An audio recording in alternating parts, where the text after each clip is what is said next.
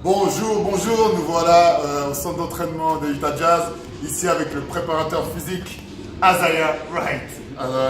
Hello, thanks for your time for the interview. Yes. So just a few questions before you leave, because you're going to the yoga session, I think, with the guys, with the players.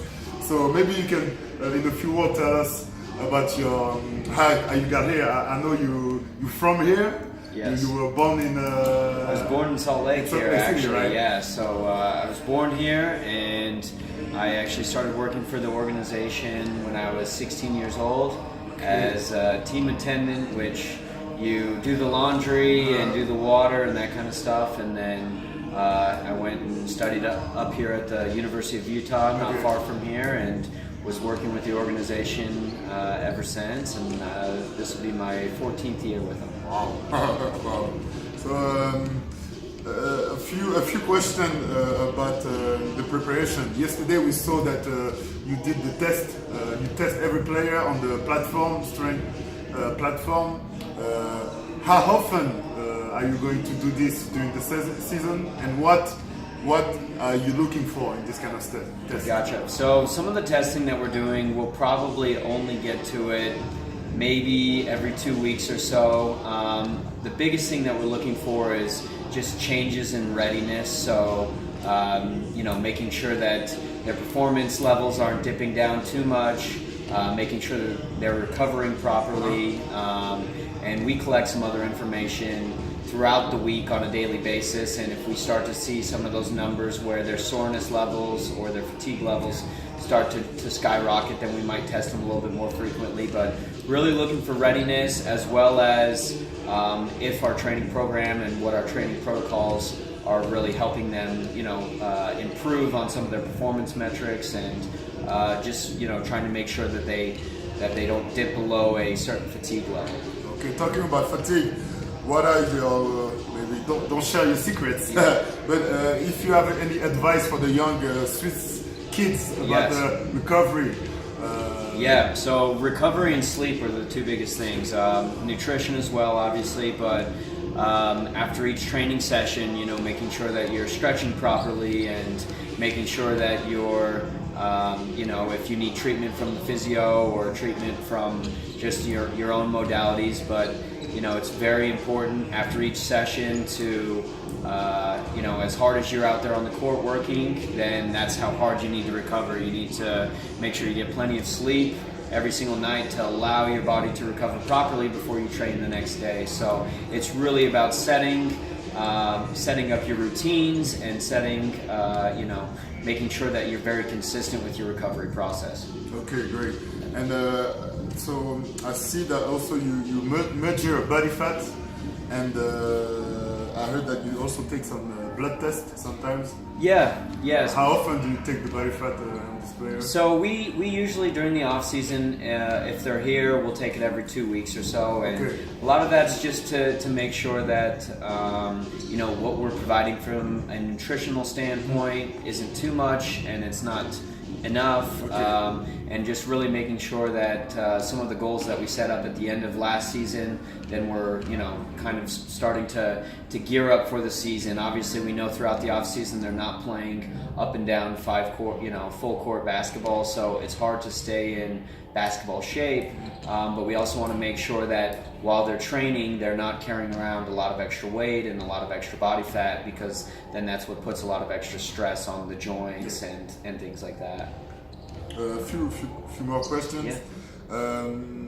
Talking about the new players that you're adding in the team, the rookies, are they ready when they come here? I mean, physically, do they need extra work? Because I'm sure they work pretty good if they come from college. But do you see that they still need improvement?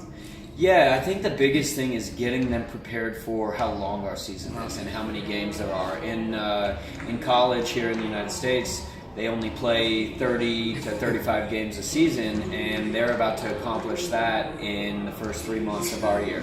So it's more, helping them. A lot of them come in pretty well trained. It's just getting them to adapt to some of the things that we feel like they need to work on, as well as really reinforcing those recovery properties that we just talked about, making sure that they're getting what they need to recover properly and get prepared for competition the next day, because we play, you know, sometimes 3 or 4 days a week, and that's a big change from them where they might only play 2 games a week. So yeah, it's the same that I would, you know, tell any youth or adolescent basketball player. It's the same thing that we're preaching to some of our rookies of recovery and sleep and nutrition. Okay. 2 more questions. Even though I'm not a fan of this type of question, but the young guys, they love it.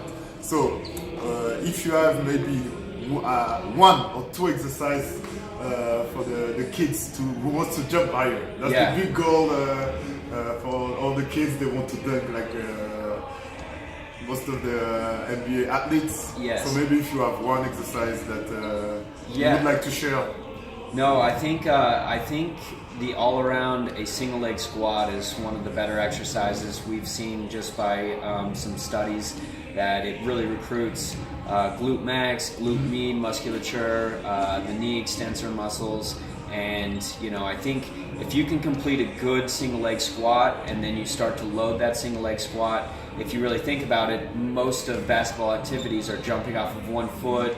Not a lot of people are big, powerful 2-footed jumpers. So the stronger you are in a single leg squat, it's going to help your ability to kind of generate forces and become a little bit more powerful, and hopefully, you know, see those improvements in your vertical jump that you want to see. Great. It's not a question, but we were talking about it. That most of the kids, they want to see fancy exercise, etc. But like you said, we talked about it. Maybe master the basics before going to the fancy exercise that you see on the YouTube or Instagram, etc.